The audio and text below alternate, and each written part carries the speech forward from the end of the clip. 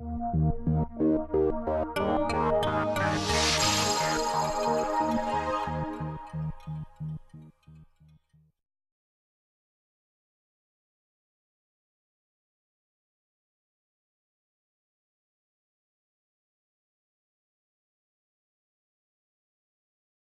know, Tim, we've got five by-election campaigns going on right now. Obviously, these are, pretty crucial for all three parties involved. Everybody wants those five seats.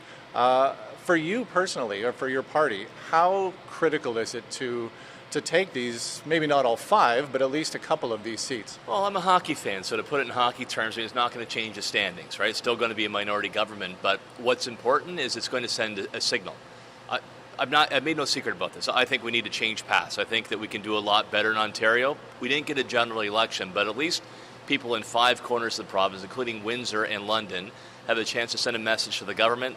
They're not happy with the waste, the gas plant scandal. They can send a message that Ontario can do a lot better than this by voting PC.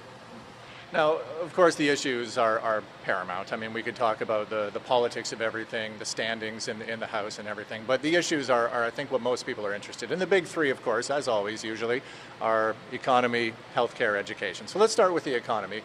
Your party's running ads right now saying there have been 300,000 manufacturing jobs lost in Ontario since the Liberals took power.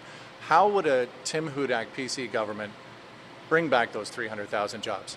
We've laid out a plan to bring back at least 300,000 jobs in advanced manufacturing, I mean good, well-paying manufacturing jobs. I'll give you the quick highlights here, but if people want to see the full details, it's at OntarioPC.com. Again, Advanced Manufacturing for a Better Ontario is the title. Here's what we think. Look, we're not going to bring back manufacturing jobs or talk about knockoff t-shirts or plastic toys you can buy at the dollar store for your kid, but in the high-end, high-valued manufacturing. So here in London, for example, Trojan water purification systems, that's going to be in demand all over the world. In the Windsor area, auto parts, we're world leaders there, high-tech, very efficient. If you're looking at, say, Northern Ontario, Bombardier makes subway systems and transportation devices. Sort of the high-end, high-value, durable goods. Made in Canada is a strong label across the world, so let's build on that. Let's create some jobs. What are some of the challenges that we face? Some of the hurdles, some of the stumbling blocks to reach that goal, to get that manufacturing system more modernized, to take advantage of what is a very talented and very educated workforce in Ontario? Yeah, I mean, great point. You hit it right on the head there. I mean, we have the highest, one of the highest productive workforces, talented, hardworking people, driven entrepreneurs, but for some reason we're being held back. So we have a 6-point plan in our advanced manufacturing paper, but I'll give you some quick highlights. Number one, the province needs to live within its means. You got to balance your books. There's nothing more threatening to future investment than a province that is deep in debt, because that means taxes will go up or services like our highways or our hospitals will deteriorate. So number one, balance books. Second, energy rates. I mean, energy is one of the chief components of manufacturing and resources. So we've proposed a new energy rate for manufacturers that would be competitive with what you can get in bordering states and provinces. When we see businesses pack up and move to Quebec, New York, or Michigan, that should be a 5-alarm bell for action. Number three, we need to make sure we're investing in the latest machinery and technology, because we're going to be producing at the high end. Our tax system right now punishes companies when they invest in new capital equipment. So let's change the tax system to actually incent that, because somebody working with the latest machine, the most precision device, lasers, what have you, they're going to be producing a higher quality product for sale around the world. So there's three right off the top of my head. I'm glad to tell you more about it if you like as well. I want to get just back to the energy issue just for a second, because I mean, although it is a separate file, it's so intertwined with the economy and with manufacturing specifically. You mentioned, sort of a guaranteed rate, a lower rate for businesses and industries. We're not. I don't think anyone's going to argue that we're getting enough energy right now from the renewable projects. So we do need to find a way to generate more electricity. I mean, if we're not going coal, maybe we have to go nuclear. Whatever the road we take, we need to have that dependable energy. If we're going to establish a guaranteed rate for industry, is that going to mean that homeowners are going to then have to make up the difference? No, because we want to give everybody a break when it comes to energy to relieve this pressure that's driving up our bill. So how do we do that? Well, we're going to end these subsidies that we can't afford for the industrial wind turbine projects, for example. I mean, we're paying very fat subsidies out of the hydro bill for these projects. And often we get the power, we don't need it, and we have to pay Quebec or New York to take it off our hands. So you end that project. Some of the savings you use then to help everybody with your commercial residential, relieve that pressure. But we do say we need a set rate for manufacturers and resource. Let me give you an example of why that's important. So in my riding in Niagara, we got a company who have a plant in Niagara, they have one in Texas. They want to add on 40 new jobs. And look, that'd be a huge impact in a town like Smithville or here in London or in Windsor. But they say, Tim, our hydro bills are more than 60% lower in Texas and Ontario. We love this province. It's where we started out, but sooner or later the rubber's going to hit the road. So if we actually want to keep manufacturing jobs at the base of our economy and help strengthen our middle class, we need an affordable hydro rate to make sure we attract those jobs. Is it going to be difficult to get out of some of those contracts? I mean, if we're going to end those subsidies, are there legal issues that we have to worry about, and how do you deal with those? Well, I'm a conservative, and I honor signed contracts. So if something's already hooked up and running, we honor that contract. But there's a whole bunch in the pipeline that have not been signed, have not been finalized. And my point of view is when you're in a hole, you stop digging. So you just drop the shovel, you don't sign any more of those contracts, and it'll help keep our hydro bills a bit more under control than the reckless increase we're going to see if we stay on the path that, quite frankly, the Liberal NDP think we should stay on. Theirs is a very ideological approach. Mine is practical. What does energy do when it comes to creating jobs and attracting businesses again? Let's shift gears a little bit, talk about healthcare. There was the big story yesterday, both yourself and Andrea Horwath both demanded that the Liberal government release Dr. Thiessen's report into the diluted chemotherapy drugs.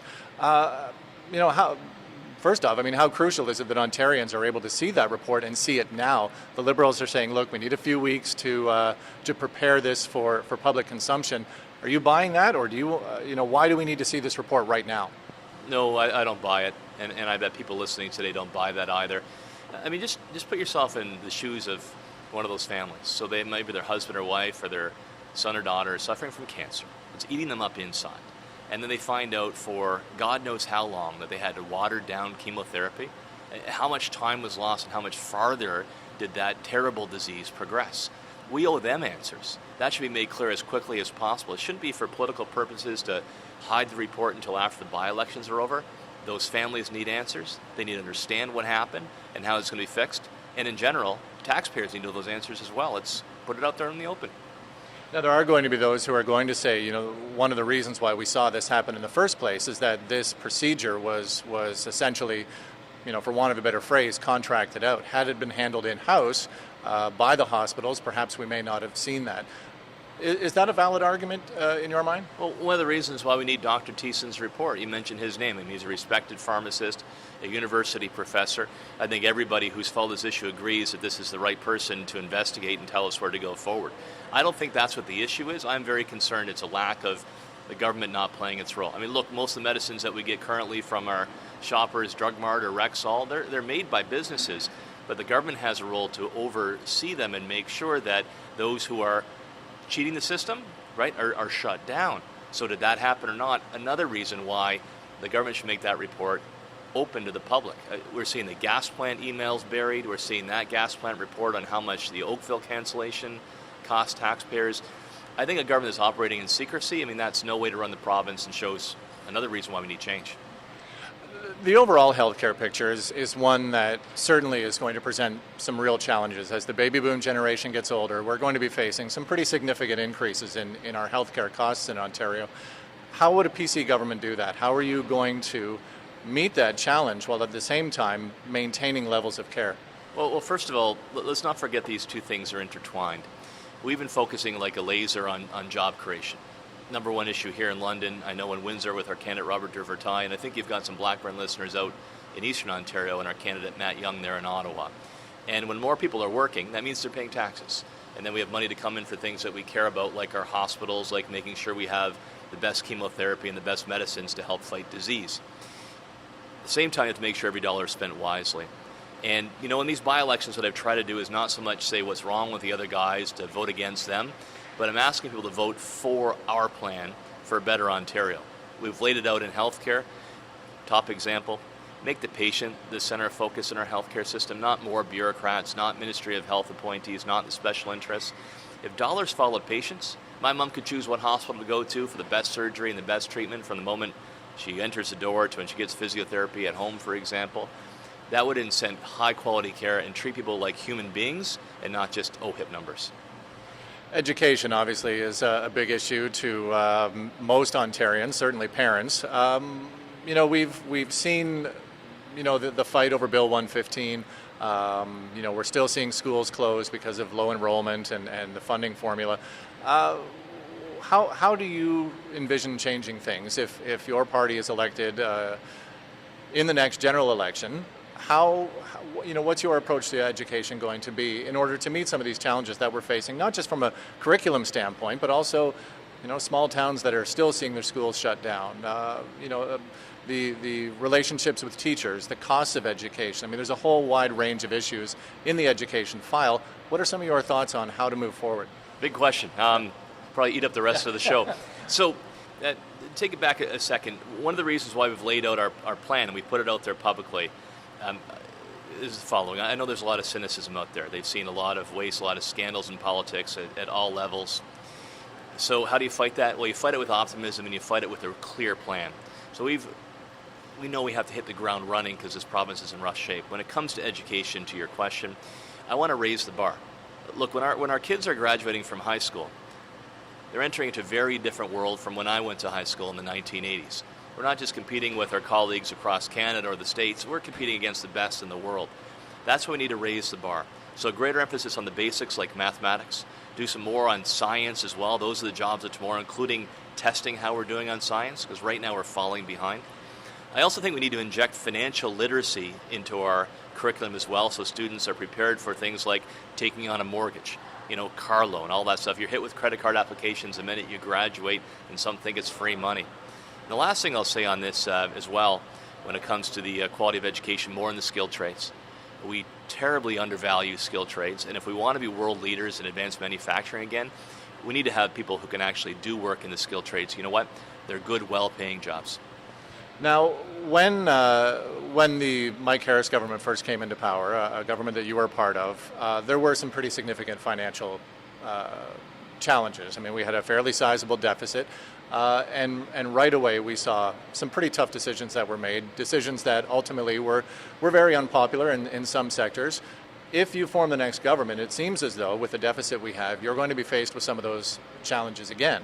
And some of those difficult decisions are going to have to be made again and again. We will likely see, presumably, some pretty stiff opposition from some of the same groups that we saw in those years. Is there, in your mind, a better way to do it than the way it was done in the past? And is that something that you're already considering? How do you get the finances under control while at the same time not leading to a situation where we have a provincial day of action, an OPSU strike, and that sort of thing? Well, how do you do that? Well, we put our plan out there. I mean, it's available. You can see where we're going to find the savings. And look, when you're facing a $11, $12 billion deficit, I mean, anybody who comes on Blackburn Radio and says they can balance that without doing something about the costs of government, the wages and benefits, I mean, they're either naive or they think that you are.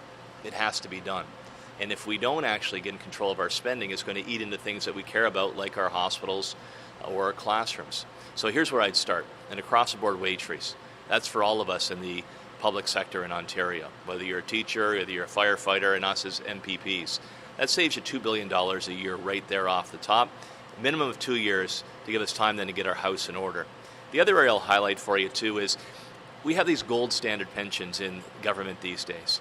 They just don't exist outside of government. I'm a Canadian, we're fair and balanced. I'll respect those who've had promises already. We're not going to take it away from somebody who's counting that for retirement, but for all new employees, we need to move away from that gold standard government pension and have a realistic pension just like you'd get if you were not on the government payroll. I think that's fair, it's equitable, and it brings us savings to the taxpayer. You mentioned firefighters, and I wanted to ask you very quickly about the arbitration process, because it's something that municipalities have really been struggling with over the last number of years as they try to get their wage and benefit costs under control. Police and fire have that right to arbitration, and we have seen repeatedly very favorable decisions coming from these arbitration panels that are costing municipalities money that some of these municipalities say they don't have. Would you, and how would you, change that arbitration process to make it a little less costly for municipalities? This is another part of our plan to get spending under control because it impacts municipalities. You're right. and it also impacts on the province as a whole. We brought in a piece of legislation called the Affordability Act. The title's a little bit off, but it was about making these contracts affordable, the ability to pay. And it would basically say that any kind of contract should reflect the ability of taxpayers not on the government payroll to pay those bills. I respect the work our firefighters do. They put their lives on the line. They should be paid well for that. But some of these increases, like 30% in Stratford, and who else got a 30% wage increase out there? It's just not fair and reasonable. There's a huge difference, I think, in these by-elections, and I think in your listening audience with Matt Young in Ottawa and Robert Duvertai in Windsor and Ali Chbar here in London. I mean, they're all working in the private sector, and they've seen government payments that have just been way out of line with what's happening from people who have to pay those bills in the private sector. So I think the question gets down to this. If you think the government unions should be running the province, well, then vote Liberal or NDP. They basically get their strings pulled that way. We know where their bread is buttered. But if you think government should be run by the taxpayer for the taxpayers, then vote for your PC Ken in this by-election and send a message. I think that's about all the time we have. Thank you so much. Yeah, my pleasure. Thanks for the extended interview. It's great catching up.